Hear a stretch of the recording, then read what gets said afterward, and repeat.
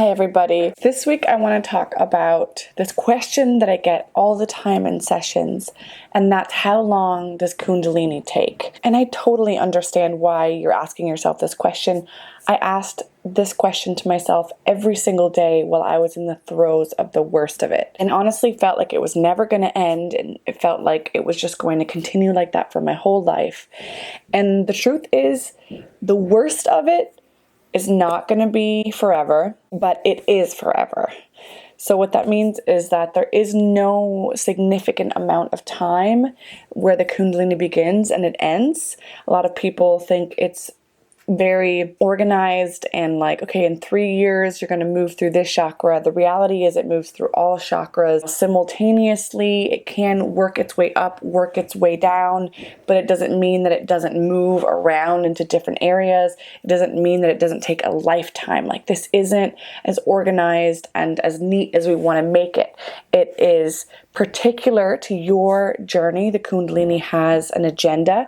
It has the idea for you to bring your gifts forward, bring your authentic self, allow all of the unconscious material that's inside of your vessel to become conscious. Even in my own journey, like this past year doing the bodywork school, I have brought up so much unconscious material, and yet it's probably this much, because it looks like such a big amount, but what we realize is we get tiny pieces at a time that we have to integrate. Discovering something small about yourself that you previously didn't know, having to come to terms with that, having to accept it, having to allow it to be within you, finding ways to accommodate it, make it feel welcome.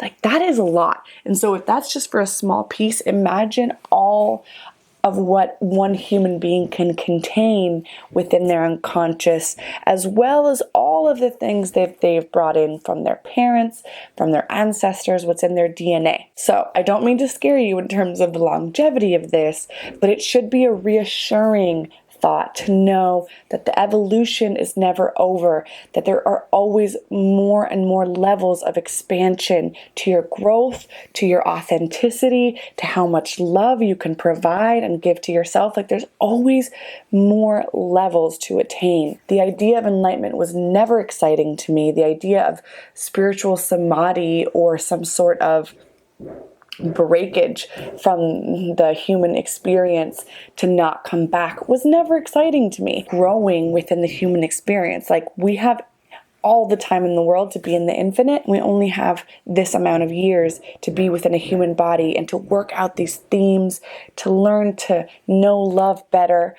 And so it should be a good, welcoming thought to know that the evolution is necessarily never going to be finished. However, for those of you that are in the throes of it, you're in, feeling like you're being electrocuted, having heat rushes, having tremendous amounts of energy in the body, having absolutely no energy, not being able to have any social interactions, losing everything that you loved, all of this kind of like deep, the trenches of what a Kundalini awakening can be, and usually this is from 0 to 3 years, is when the most painful part of the Kundalini is. And for those of you that are in that, I promise you that those symptoms will not remain throughout your whole life. I can't tell you how long that's going to take for you, because everyone is different. The amount of resistance that's in your body can be huge. I mean, I read the resistance and the surrender thing very early on, and it didn't help me because you cannot force surrender. I had subconscious resistance to the awakening, to seeing all of these things, to allowing the energy to rip through me. And no matter how many amounts of, active surrender that I tried to do, it was still painful, and it still took a long time, because I had my death grip, on the personality, I wanted to be, one with the universe, but that was mental. It wasn't what my body felt. Your body feels like it's dying when it's going through a Kundalini awakening. And so we have to have some empathy for the human body that is terrified, that is needing to adapt to all of these symptoms, to adapt to this high vibrational energy. But I can say this, it will not take what it took me. It will not take what it took someone 10 years ago. However, it is hard to the people who are extremely sensitive anyway, whose kind of journey almost needs to be hard. And note that that may be part of it. Your journey may need to be extra difficult because all of those things that you are experiencing, the things that you're having like the most difficulty with in your life, are the things that you're meant to teach. And you won't feel that fiery passion about it. You won't get into that like life mission mode if you didn't really suffer through it. Just know that the Kundalini is absolutely tailored. There is no, coincidences here. Everything is done for a specific reason. And trust as best as you can. And I know that is redundant to a lot of you who feel like their lives are over, but trust that every part of this journey is in essence trying to help you. And even though that doesn't look like what you think it needs to look like, even if it's not in the timeline that you want it to look like, just know that it is in your best benefit to stick with it. Just keep giving yourself compassion because the timeline is exactly the amount of time that you need to be in those symptoms. Another thing to note is that so many people seek gigantic, huge spiritual experiences. They want to fuse with God.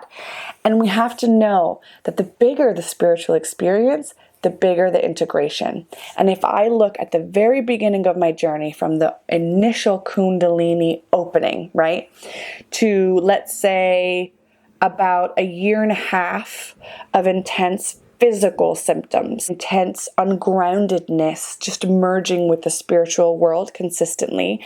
That year and a half was also the dark night of the soul mixed in there. That was the hardest, okay? And then we take another year and a half just to be able to unpack it, to process it, to come to terms with it, to embody it, to teach it, which is always like the last almost level of it. 3 years for one big initiation.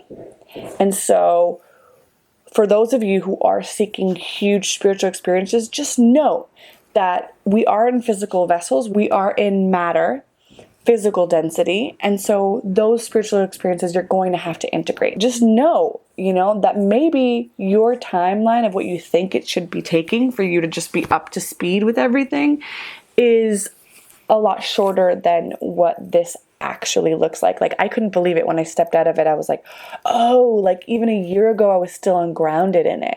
I still wasn't embodied within it. I was still like that kind of wide-eyed spiritual stage where it kind of seems a little nutso to other people, but to you, it feels really real. And it is absolutely real, but it's still not grounded enough for you to really embody what it is. Another thing is that a lot of the initial part of the Kundalini is just your nervous system adapting and getting used to this energy, and it's like your body is up to speed. It's kind of releasing all of this heavy density. The resistance begins melting away. And so a lot of the times when the symptoms start to ease up, it has to do with the resistance easing up. It has to do with your body adapting to this energy. It's not so much a loss or that it was just a phase as much as you adapted to it. And so the energy becomes much more like a fine stream through the body. And it can still be difficult because you'll never stop bringing up unconscious material. And I'm sorry, guys, that will never not be painful. But the physical part of the Kundalini begins to melt away. No state lasts forever. Like, change is always coming. And so one thing that I will say is that I've had clients who are like, oh, I miss the, the tingling. I miss that kind of surge of energy that wouldn't let me leave the bed, because I felt like something was happening. I felt like stuff was really getting moved around. And at the time, all I could think about was how to get away from it. But then when the symptoms change, you may find yourself missing certain symptoms, or maybe not. Maybe you're delighted. Like, I'm actually really, really happy that I don't have those things anymore. But just note that the symptoms are always changing, and the ones that you're hating the most right now are not the ones that you'll have maybe in 6 months. If you even look at them as a goodbye, as they're filtering out your system, like, this is the last time I'm going to feel this particular symptom or this particular wound. That's the way you really want to take the Kundalini awakening, because a lot of it is on its way out. So in summary, I can't give you specific dates, but you have to trust that your timeline is exactly and specifically tailored to you and your journey. It's a lifelong process. Healing, rewiring trauma, awakening, evolution, this whole thing. Guys, this is for life. And that's both can be hard to hear when you're in the throes of it, or extremely exciting when you think of the levels that you can continue to move through. I just wanted to give you so much love, inviting this summer in, experiencing this new season that's coming very, very soon, and just giving you all of my love. I hope you have a beautiful week.